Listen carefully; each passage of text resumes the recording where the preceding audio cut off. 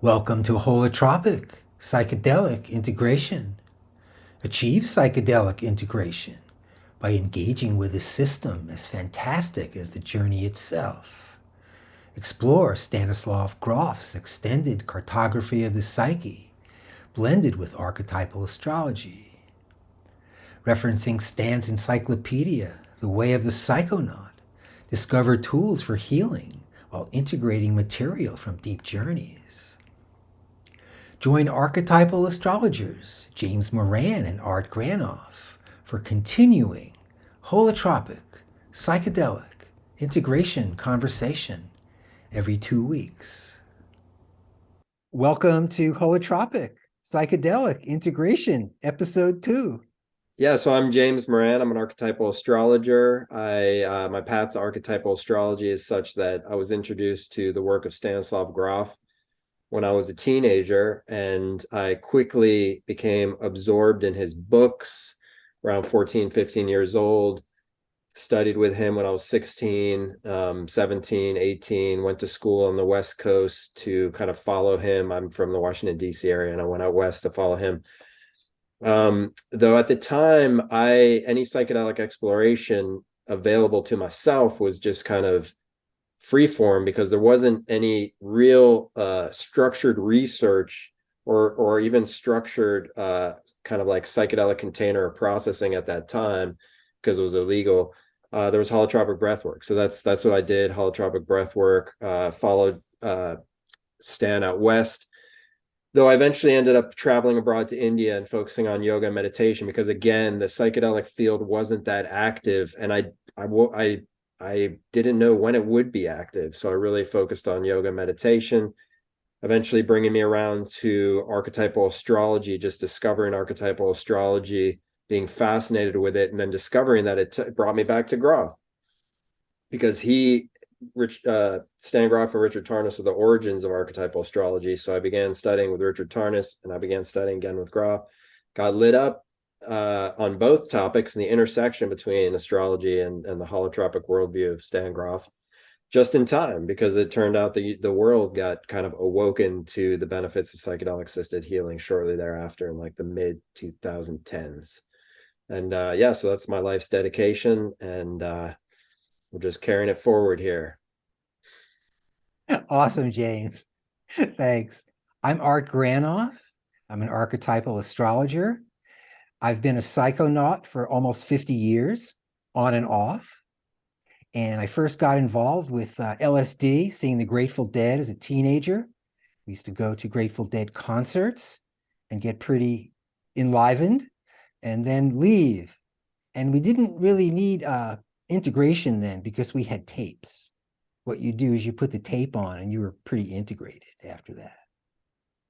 But about 20 years ago, I first heard about Stan Grof, and I read a couple of his books and thought this sounded pretty good, because I was pretty confused from lots of psychedelic use, but not much psychedelic care. The tapes were only so good. So then I did holotropic breath work, and then that was fantastic. So then I pursued that a couple of more times. Then I found out about archetypal astrology. I heard Stan mention it, and he said it was the key for psychedelic healing. So I said, okay. So I started learning archetypal astrology, a dozen years ago or so.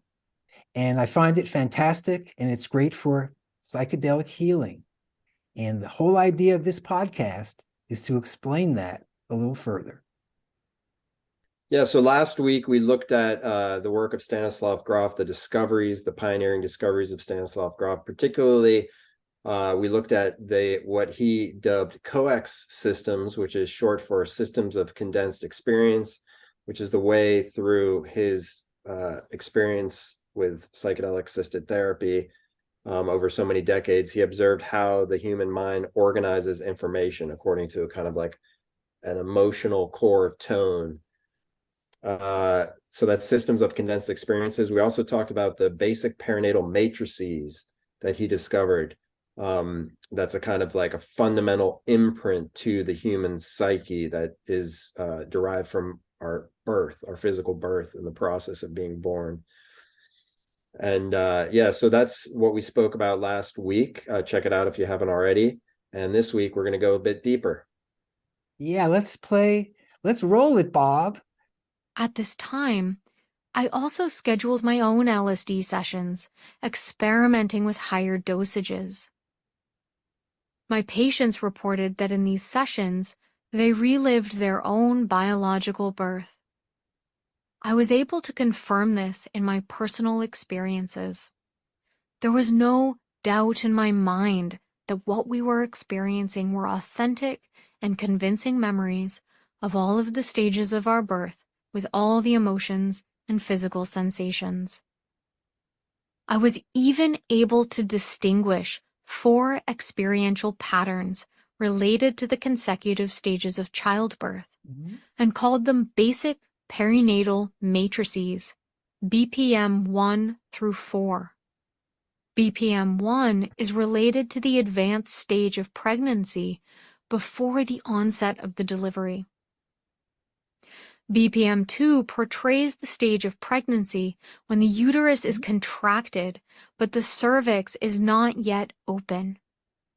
And BPM 3 reflects the propulsion through the birth canal after the cervix is fully dilated. BPM 4 features the experience of birth, emerging from the birth canal and having the umbilical cord cut. I will be returning to this important concept repeatedly in various sections of this encyclopedia.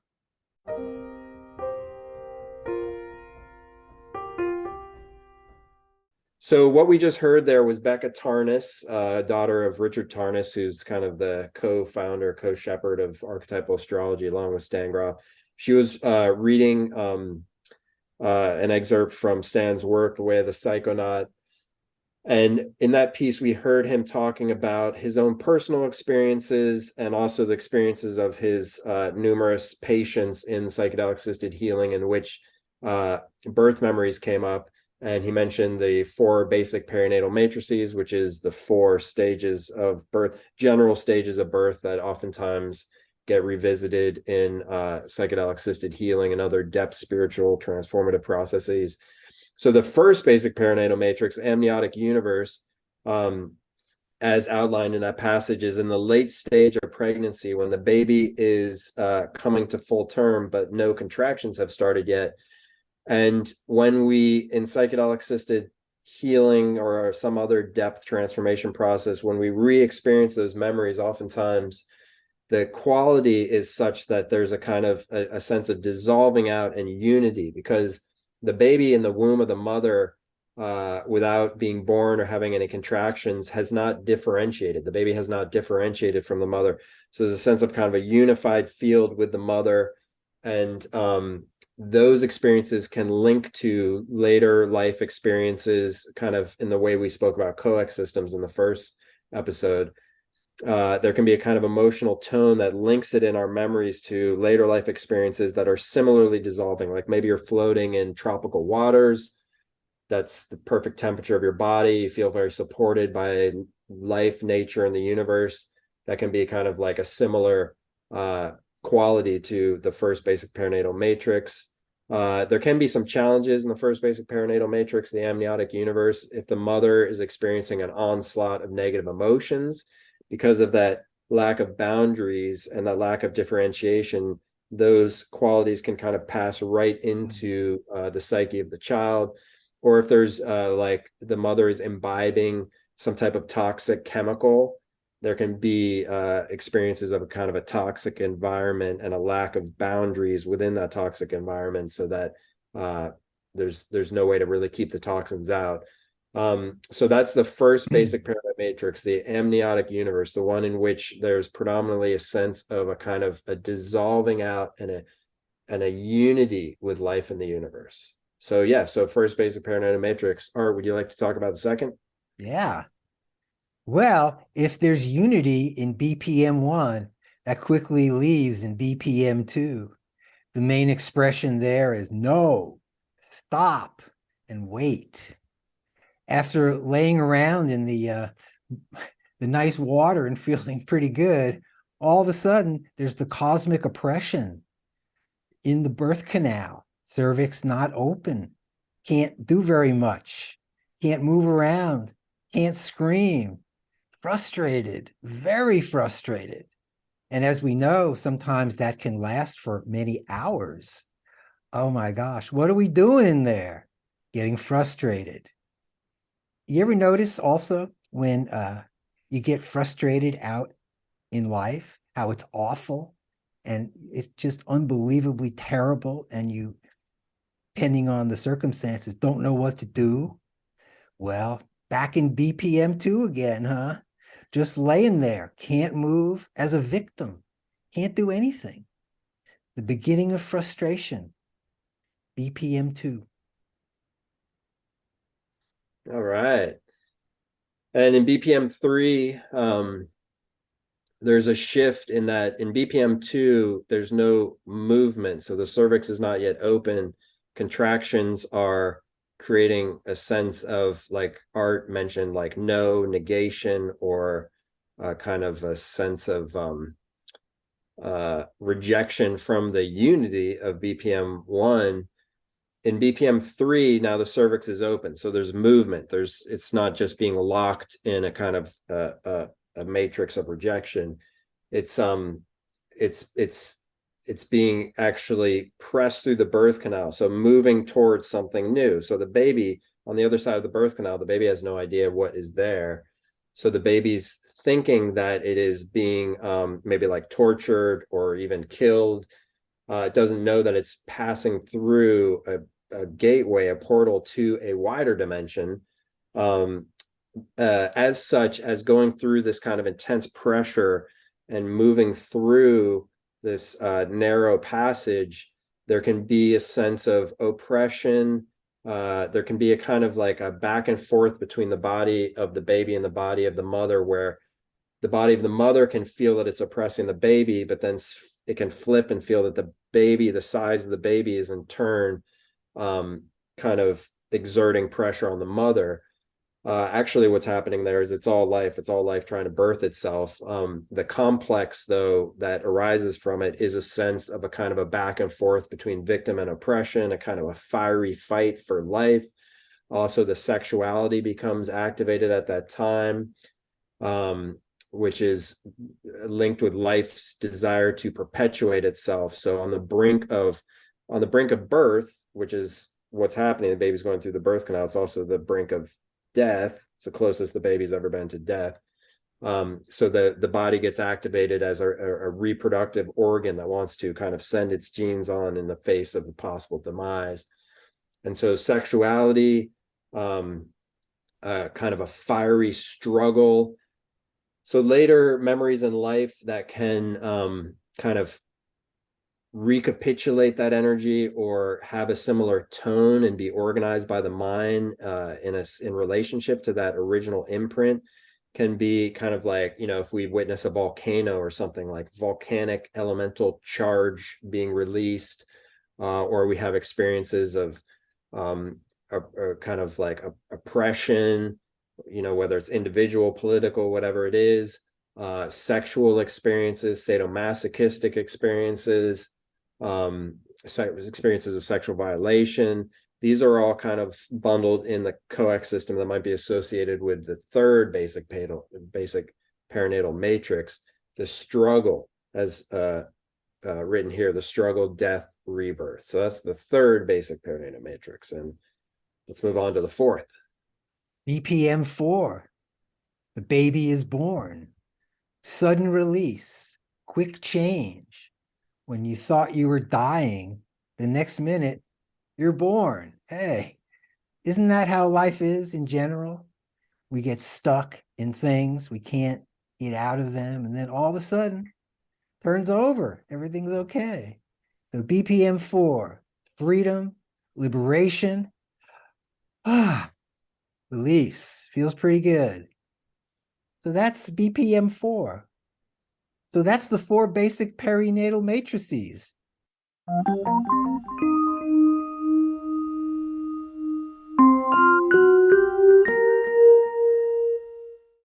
Let's talk about the extended cartography of the psyche again with the map.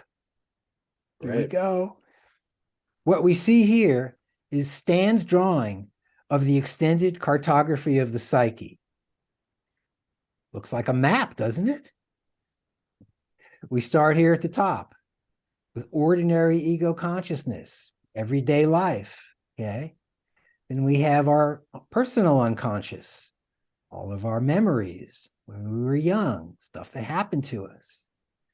Then with psychedelics or with breath work, we enter the base of the, not the base, the center of the hourglass, where the 4 BPMs are that we just expressed, just explained. BPM 1, 2, 3, and 4 are perinatal memories.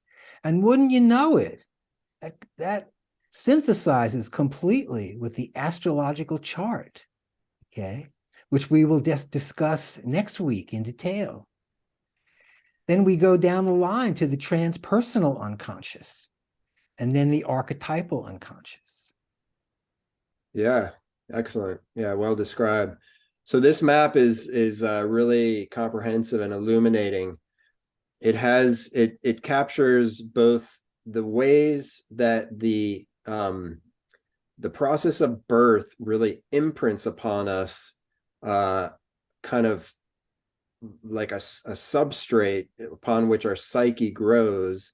So there in the center there, it also shows how the memories, the biographical memories we have, they're closer to the surface. So, you know, we don't go through our everyday life remembering our birth memory, but we go through our life having, you know, kind of ordinary ego consciousness and experiencing memories from our personal unconscious. And what Grof discovered is, you'll notice when you look at this map that where it says personal unconscious, you'll see these little bubbles that are color coordinated. So you see like red, blue, gray, yellow. And when you trace the line down, you'll see that each color links with a particular memory from birth, and then it continues down into the transpersonal unconscious. So what does that mean? It means that when we go through life, we have our personal memories. They might have emotional quality to it that is related to our state and also the way we see the world. Like, the world is so frustrating. Everybody's always trying to knock me off my horse. Everybody's always trying to throw me off. It's me against the world. And so a memory like that might be, for instance, in that red bubble. And it's actually an echo of an earlier layer in our subconscious, which would be, in this case, basic perinatal matrix 3. The kind of struggle in the birth canal, being propelled through the birth canal, feeling like the mother is exerting pressure on the baby's exerting pressure on the mother, and it all feels like a titanic struggle for life. Actually, it's all life's exerting pressure on life. There's nothing antagonistic there. But as these memories are not yet fully processed, because when we're born, we don't always have the opportunity to fully process the memories, so they get stored. So later in life, we can feel, you know, this imprint, and it starts showing up around us. You know, it's a titanic struggle. The world is a kind of clash of oppressive energies. Or basic perinatal matrix 1, you notice those blue bubbles. You might have, you know, like, life is an opportunity to really dissolve with another, with your lover, with your friends, you know, like really to kind of like be in nature, feel one with the planet and the universe. And then, you know, again, that ties into the first basic perinatal matrix, and so forth for all of them. You know, the fourth one is experience of release. The second experience of kind of rejection from the amniotic universe. And then you'll notice when you follow those strings, they go down into the transpersonal unconscious. So commonly what would show up in psychedelic assisted healing experience, particularly with high dose sessions, is, you know, as we start descending down in this map, we're going deeper and deeper. We start having earlier memories that might be of a coex system, which is to say of one of those colors, like red or blue or gray. You know, we might feel like, oh, the universe, I'm always rejected. We go down to an earlier memory of being rejected in elementary school, and then an earlier memory from our infancy. And then we go down to the birth memory. And when we get to the birth memory, you'll notice this hourglass shape gets pinched at the birth, and then again it opens back up downward into the transpersonal unconscious. So what often happens is when we re-experience our birth memories, we may experience the actual biological birth memory of like the contractions coming on, feeling that sense of rejection, though that's a gateway to the transpersonal unconscious, which means that we can experience something that we did not biologically experience or biographically experience in our lives, like, you know, maybe an archetypal level of rejection, or the fall from Eden, or maybe something in which, you know, like a tribe or a person was ejected from a kingdom in some era past, and we might have kind of like a past life memory of that sort. So we can see how the mind works with the coax systems. It kind of keeps our more surface level memories linked to more impressionary memories earlier in our life that can then lead us to transpersonal memories, memories that transcend the personal biology and biography, and attach us, you know, kind of connect us to a very much deeper realm. And the healing potential of this map is such that when we do experience fully whatever emotion is at the core of any of these coax systems, any of these kind of linked memory systems, we experience release from that, because there is a kind of like a full processing of the emotions therein, and we find that there really isn't a hard eternal core to any of it. We just experience it, we process it, and then we're released from it.